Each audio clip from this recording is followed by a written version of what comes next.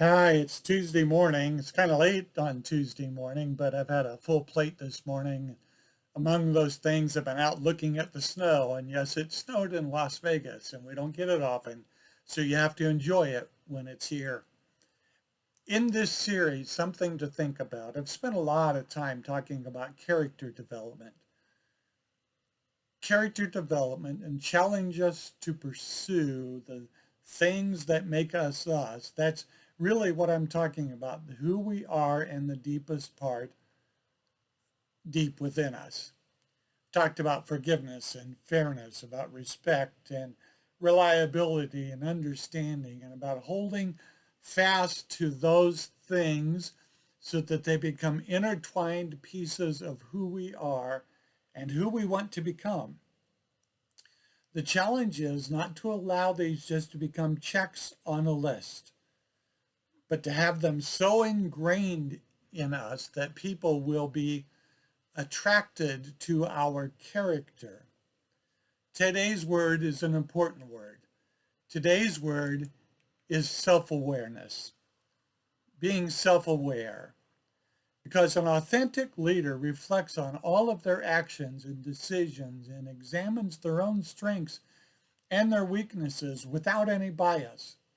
They put in a lot of effort to overcome their fears and utilize their strengths to the maximum.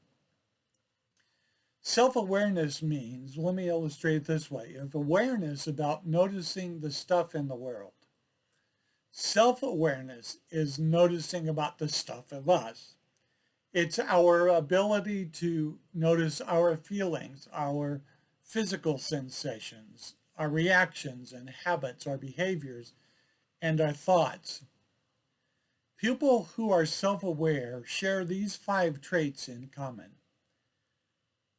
They listen more than they talk. Well, most of us are busted there. I have a poem that's been on my wall and in my mind and heart for years. The wise old owl lived in an oak. The more he saw, the less he spoke. The less he spoke, the more he heard. I wish we could all be like that old bird. Stephen Covey talks about the self-aware person who listens more than he talks. Says, and they manage their thoughts when they're in a conversation. The second trait that self-aware people exhibit is they're curious about their own minds. They think before feeling. They're thinking about feeling. And they don't lead with feelings. They lead having thought about the situation first. Last week, we called that compassionate empathy. They think and they feel and they understand the difference.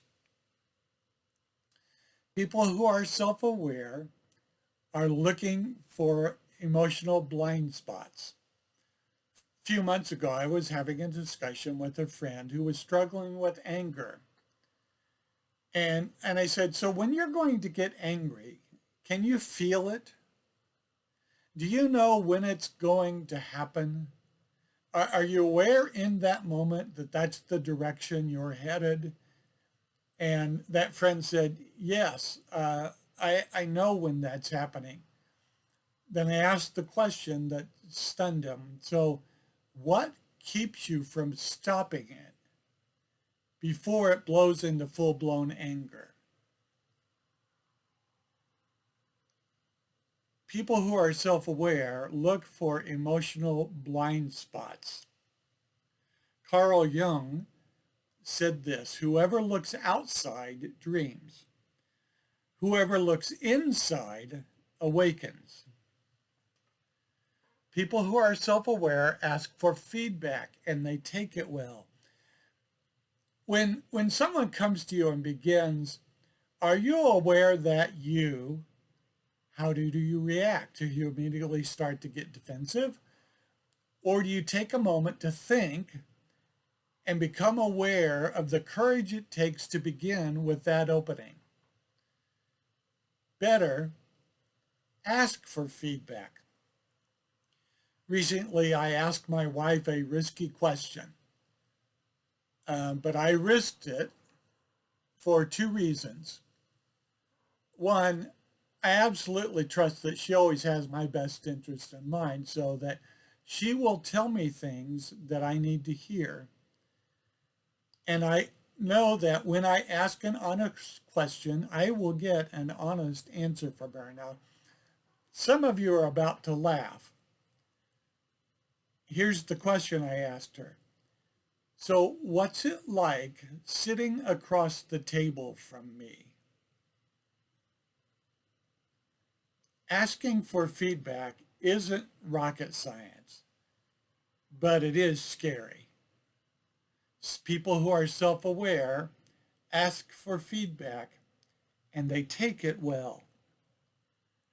People who are self-aware and asking for feedback know that the most direct way through this fear is to ask yourself straight up, would I rather have a small but forceful blast of criticism now, or years and decades of nagging self-doubt and underhanded criticism that comes from avoiding facing my shortcomings?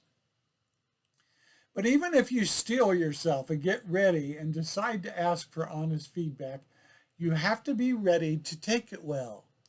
And taking feedback well means managing your defensiveness. Because when you get defensive, you teach other people that you can't take criticism well.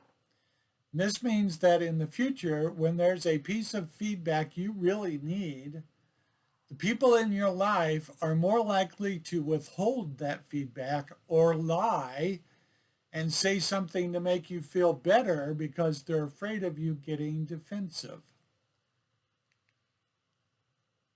To sum it up, one of the best ways to learn more about yourself and improve your self-awareness is to get objective feedback from other people. But in order to do that, you must be willing to tolerate the discomfort of receiving criticism and work to avoid defensiveness at all costs. People who are self-aware reflect on their values.